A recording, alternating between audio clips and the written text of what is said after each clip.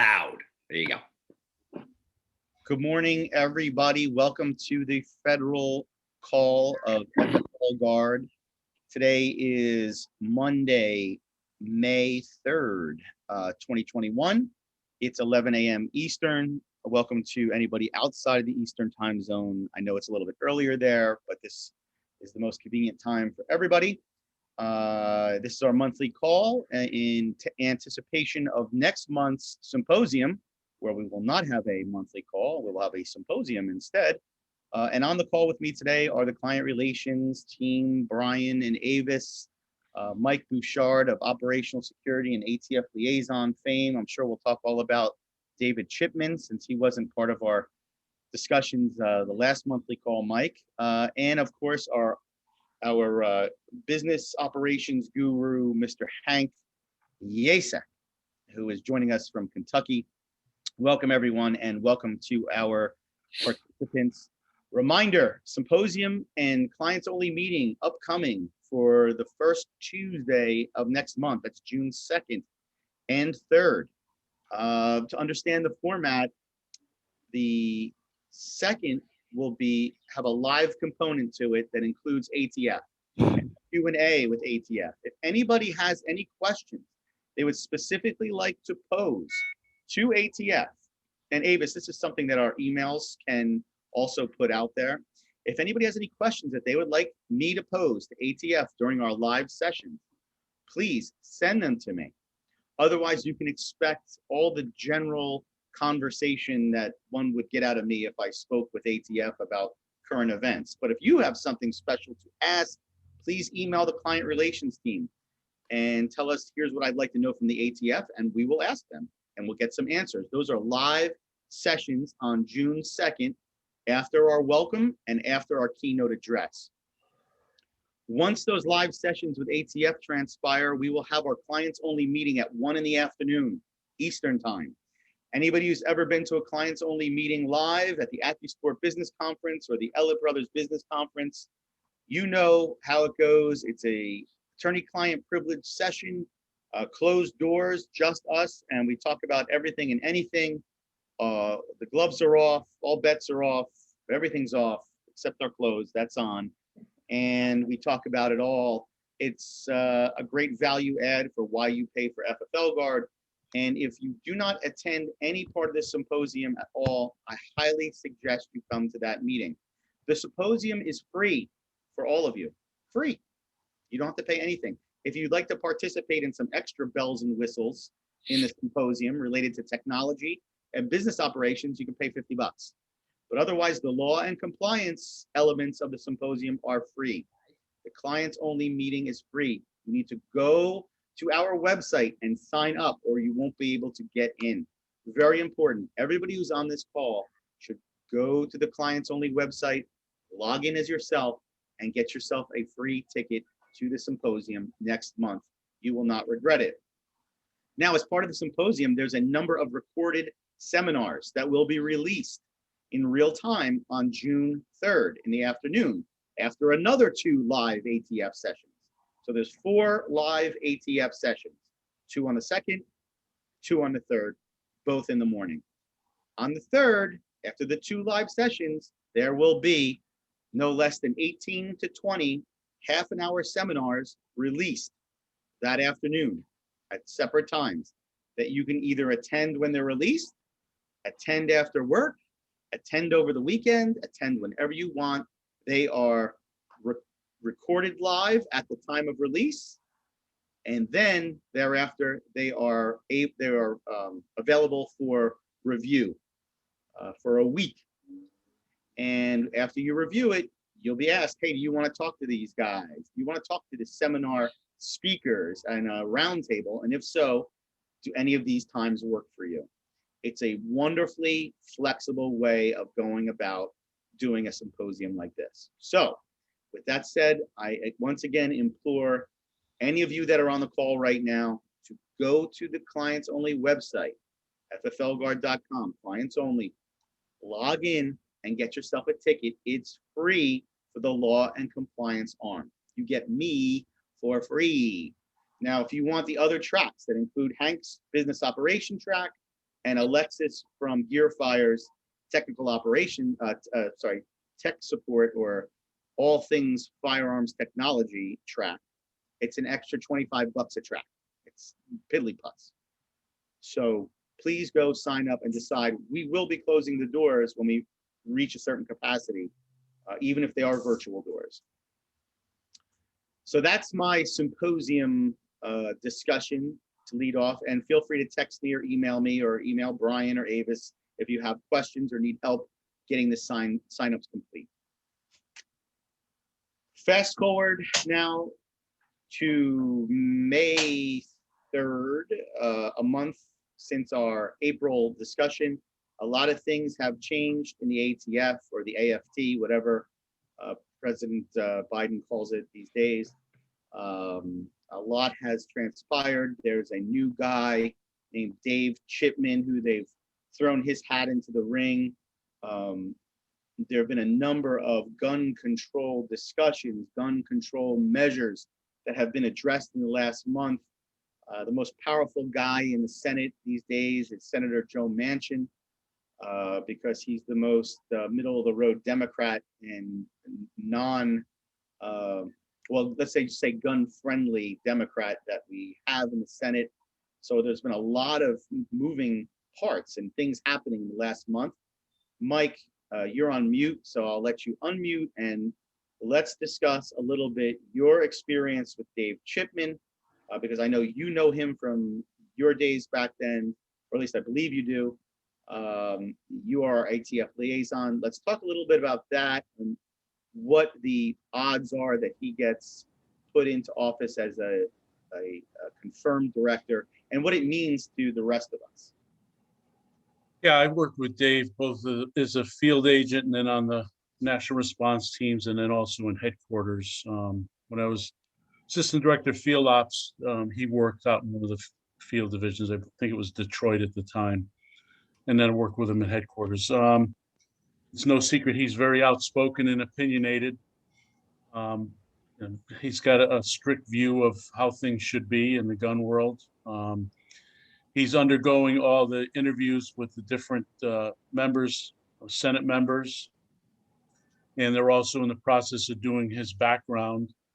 So this is the time, if there's any dirt on somebody, that they go and try and find it. And, you know, I believe what I've been told is so far, tentatively, he might have enough votes, but they said max is 51, 52 at best. However, very few of these senators have done an interview with him. So, you know, that's probably just someone just talking off the cuff or a staffer saying, you know, so far we support it. I understand his hearing may be scheduled for late in May. I'm not really sure if it's going to even get that far because, you know, I don't know how most of the senators are going to react, even the Democrats who come from states where there's a strong voice on gun rights may not want to risk because, you know, voting for him because of some of the past statements he's made. They're going to ask him very pointed questions. In this situation, how would you react? And you know, he's either going to have to, you know, back up what he said in the past or change his view and explain it. So it's going to be a painful process for him. I've spoken with him in the last few weeks, just to give him a heads up. I hope you know what you're in for, because it's going to be, you know, a lot of things thrown at him. But, you know, that's really all I know right now. Okay, so you have an inroad with him. You can speak to him directly if you had to. Yeah, I know him well. Like I said, I just talked to him week and a half, 2 weeks ago. Yeah, there's no problem. Like I said, I've worked with him for a long time, and as a co-worker and as I was his supervisor on a number of occasions. So that means that no matter what happens, at least FFLGuard has some inroads with at least listen, I don't know that has any influence. I doubt that, but at least we have somebody we could speak at if we needed to, which is, you know, that changes for us like the wind. Sometimes there's people in there that don't communicate well, and maybe this is an opportunity, even though his views may be contrary to what the Second Amendment suggests, at least if there's a party willing to listen, that is of some service to us. Yeah, as far as the clients, the dealers, I can pretty much tell you how he's going to look at things. If a dealer's got repeat offenses, what I've seen and heard from him in the past is he's going to come down hard, have the ATF come down hard on the dealers that have repeat violations. If people are doing okay, from everything I've heard from him talk before, they're not going to spend time on dealers that are being compliant. They're only going to focus on the ones that are causing a problem. So I don't think that's going to have any effect if he is confirmed. I don't think that would have any effect on any of the FFLGuard clients. Yeah, well, that always comes back to what an inspector in any given jurisdiction decides is a problem or not a problem, which is always a matter of interpretation and something that we struggle. That's what we work at basically for the past God knows how many years to get them all on the same page. So one of the things that Ed Beal has asked in the chat box, Mike, is do we have any list of some of his being Chipman's views and comments that we could put together? Or is that something that you could assemble for us, even if it's reference hyperlinks to his positions and things that he's said? Yeah, I can pull all those together. I know NSSF is, if they're not done with it now, they're pretty close to completing that, getting all that type of information. So either we can get it from them, or I can pull some of the things Yeah, that I would prefer, we can certainly use what NSSF produces as part of it, but I would prefer that we have our own look, because we try to maintain sort of an agnostic view of the world, even though we all know at heart we are, we lean very right and we're pro Second Amendment, but FFLGuard has always taken a non-political approach, and we know NSSF will take the far right leaning approach, and I'd like to just see it from all angles. So if you could use what they produce and supplement it for our group, that would be of great service. I am sure this will be a topic of conversation in the symposium, particularly since if his hearings are the end of May, it'll be a hot topic at the beginning, first week of June. Yeah, and he's very pro dealer. Again, it's the only ones I've ever heard him talk about are the dealers who are a problem. And again, his views are on the assault weapon definition and extended magazines. Those are the majority of the things he's spoken about. But I've never really heard him negatively on dealers, except for dealers who are a problem and have repeat violations. Okay, well, we'll put something together. You put something together. I'll take a look at it, and we can disseminate it to the clients on a more mass distribution basis. Okay. I see that Rick has joined us. So Rick, our NFA guru, is on with us. How you doing today, Rick? I am gonna unmute you. I've got real estate agents and assessors here today, and my dogs are going crazy.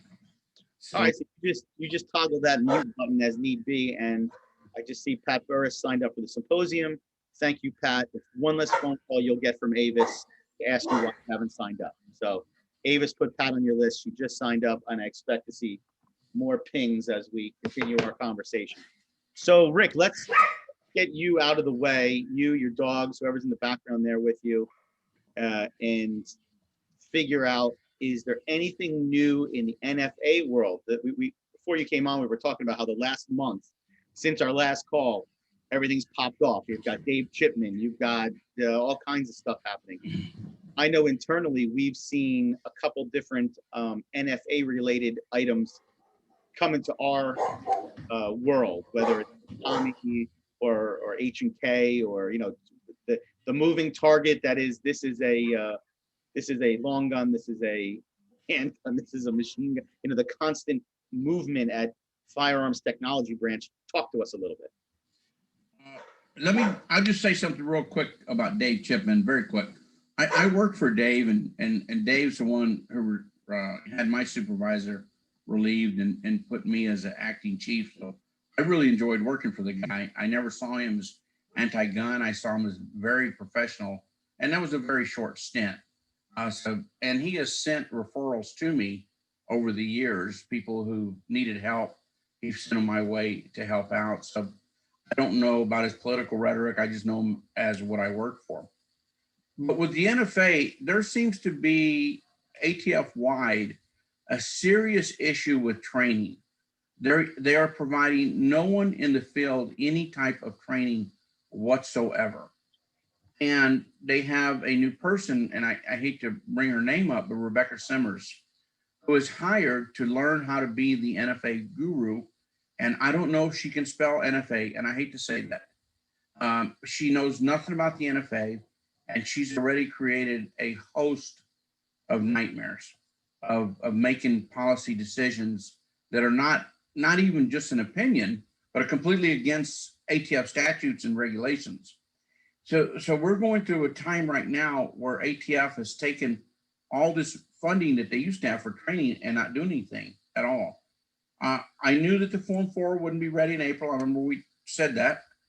I don't see it being ready for electronic use before the end of the summer. I just know how long it takes them to put forms together and get forms to work. And they've been working on e-forms for 15 years, and they finally got them to where they're working. This year's probably the best year. 2020 was pretty good. So I guess that's a kind of a point, Chris, that when these things are coming up, there isn't that much training being conducted in the field. So there's nobody to help the our clients in particular, but any FFL with what do you do when something happens and who do you call? If you don't have some type of support network like our clients do, you can't call ATF and get a right answer. You can literally get two different answers.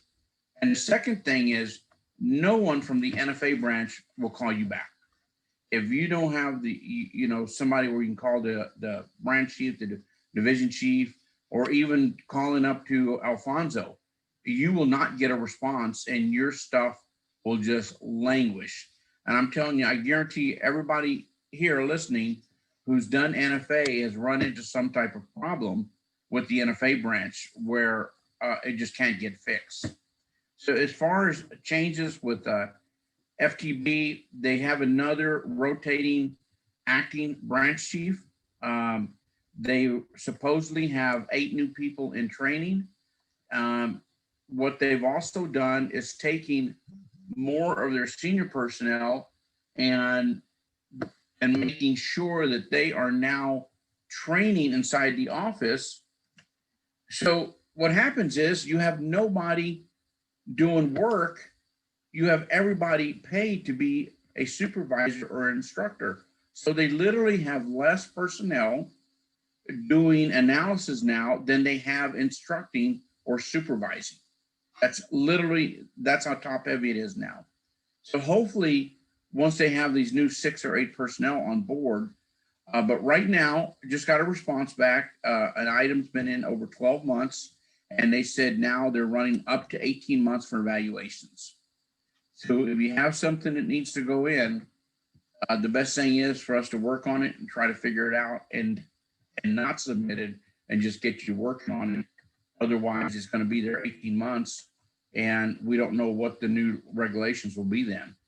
Yeah, one of the things that we're always working on, Rick, to show everyone how the sausage is made, seems to be when our clients want to submit something to FTB, but think, I don't know why they pay me, just to keep me around, and they do it themselves, and then months pass and it gets rejected, and then you and I have to come in and unwrap it from around the axle. So it's always makes more sense to let us be involved from the onset.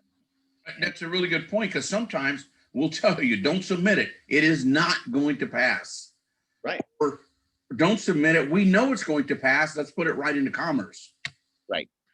Right. So all important stuff. The training observation is a really good one.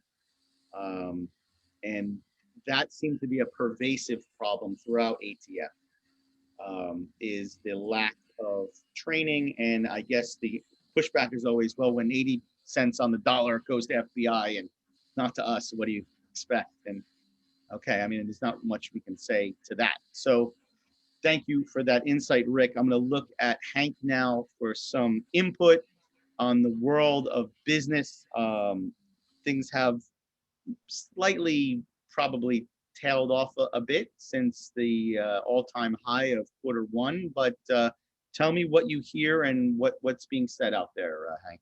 Yes, yeah, great. So over the last month with retailers that I've talked with, there's commentary of people saying, is the business side, the consumer side of the business, is it the seasonal turndown we're seeing, or is it a tailing off of that crazy shows up in the morning, gone in the afternoon kind of need of the consumer? I think it's a bit of a both going on at the same time. Just monitoring, I monitor pretty regularly sort of market prices, but not even just market prices, but market availability of product. How often am I seeing the high demand product getting online and sitting online, not necessarily being there, but saying, hey, how long is it sitting on there? I'm seeing a drop off in market prices on ammunition. I'm seeing brass case 9mm stuff for, in the sub $30 a box price range now on the regular online. So we're talking in that 50 cents around where, before it was peak, it was pushing almost a dollar around. And so we're seeing a drop of almost 50% in that kind of context. Steel case stuff, seeing it get down to 50 cents a round at this point, and 1,000 round cases being available on the regular. So again, is it seasonal? Is it consumer sort of taming of their rabid need for getting ammo? I think it's a little bit of both, but my cautionary tale in that is, for folks that are going into the summer slow season with the potential of tailing off of consumer demand on the same products at the same time, look at your operational needs, just like with the symposium that we're going to be going through, making sure you got all your ducks in a row moving into summer to say, hey, am I going to be over payrolled? Looking at those fundamental pieces to keep yourself on the right side of this, because as I've said in previous meetings, history shows that when this industry decides to pump its brakes on retail goods, it pumps its brakes hard and fast. And I just really don't want to have folks getting caught out. Like when I look at, online listings of what is available out there, it's the whatever flavor of the day of Turkish ammo that's being brought in, or Bosnian ammo, or Gecko ammo, or whatever. It's not the meat and potato, it's not the Remingtons, it's not the Vista brand stuff. It's these kind of off brands that when the favorite brands start hitting the shelves again, interest in those typically falls off unless it's competitively priced compared to the favorite US made brands. And I've seen it time and time again when the market does pump its brakes on these categories. A lot of retailers end up getting caught out with a significant inventory of product that becomes really, really hard to sell unless they sell it at a loss in many cases. I know I get emails after these sessions all the time of folks saying, well, where are these people getting this ammo? I will say the general trend that I'm seeing is those that have larger volume of business, that have been in the industry longer. So the veterans that are out there that are maybe multi-store operators, they seem to be getting fed pretty around the regular. Folks that are new to the industry, that are smaller footprint stores, that aren't putting through the volume of business, they're still not getting fed. And so I do see a big contrast in the sentiment of owners saying, I'm still struggling to get this, or I'm still struggling to get that. I think a lot of it has to do with, again, how long your relationships are in the industry and how much volume you're doing. Those that are on the bigger side and the longer side are definitely getting more supply of product into their stores. Guns, everyone I would encourage folks on this call to reach out to me if they've heard otherwise. The general sentiment is guns have eased up, that guns are not tremendously difficult. There's still work to get, but it's not like it was before on getting firearms. So, like I said at the top of this, keep an eye on the horizon. We are going into the slow season typically around the country, but I don't want folks labeling it purely as that and thinking that the consumer demand is going to ramp right back up come end of July, beginning of August, when we typically come out of that slow period of the season. Watch your numbers, watch your volumes, plan accordingly, and come to the symposium. There's going to be some great talks in the symposium about operational demands.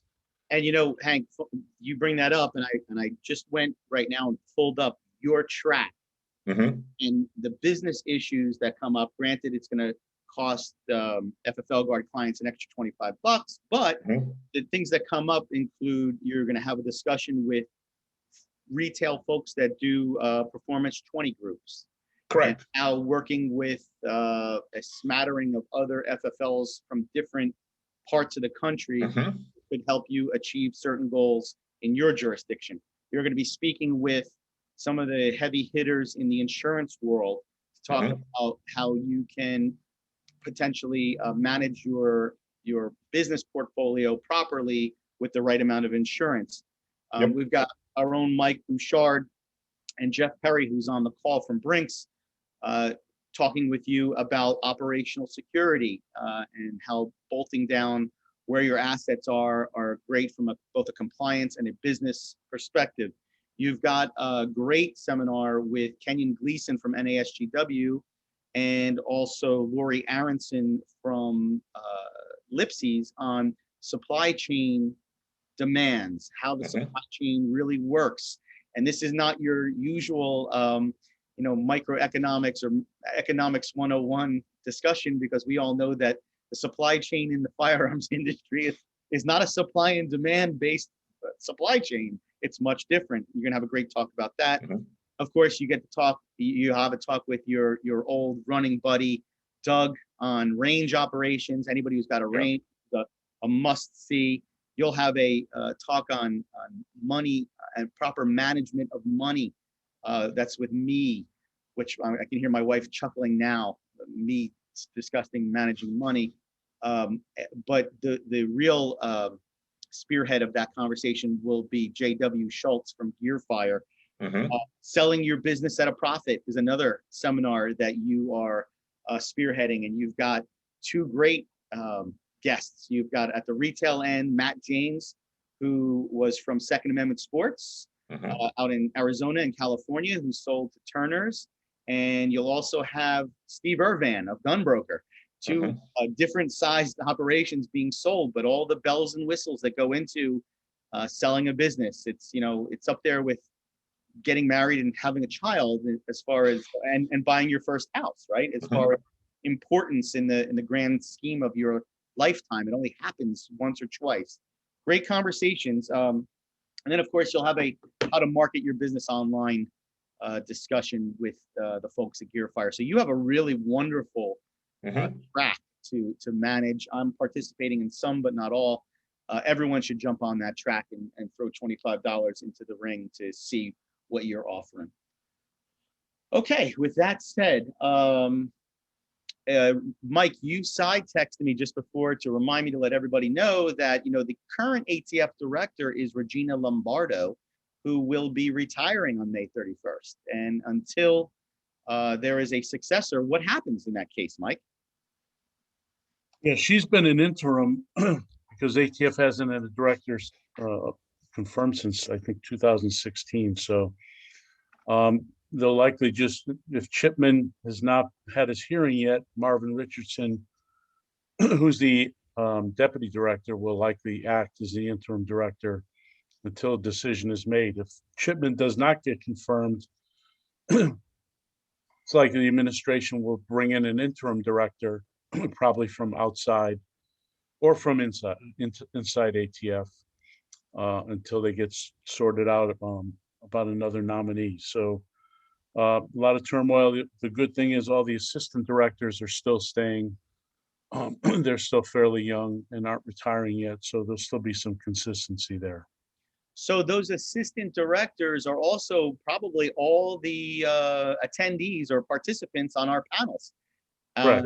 So whether the next director is Dave Chipman or Alvin and the Chipmunks, it doesn't matter, because we've got the boots on the ground appearing at our seminar to answer all our questions. So again, I repeat, if you have questions for ATF, please send them over to the client relations team or to me, and I'll make sure that they get asked.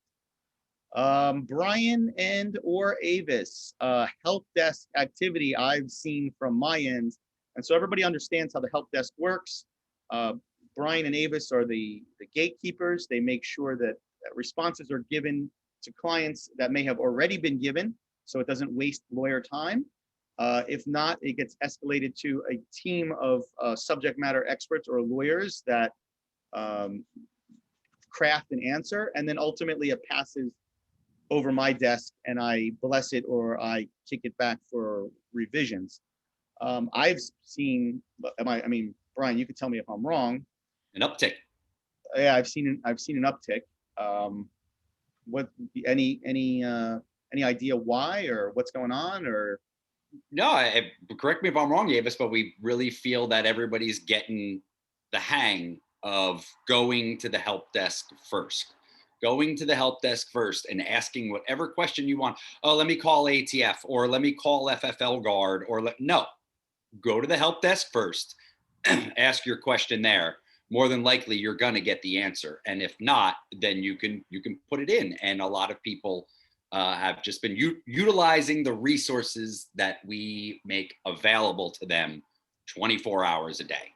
Now, how long have we had Zendesk as our platform for I think it was 2 years in November, or it was 2 years in November. That search engine has been wildly more proficient than the search engine we used previously with Salesforce or whatever it was. So I know for a fact that a lot of questions are being asked of our library that people are getting responses. Hey, here are the top 3 responses to your questions already, which eliminate input or inquiries because it's already there. I also know we have our team. This is the time of year that our team of lab rats are running around the library and culling it for answers that are either outdated or need some update.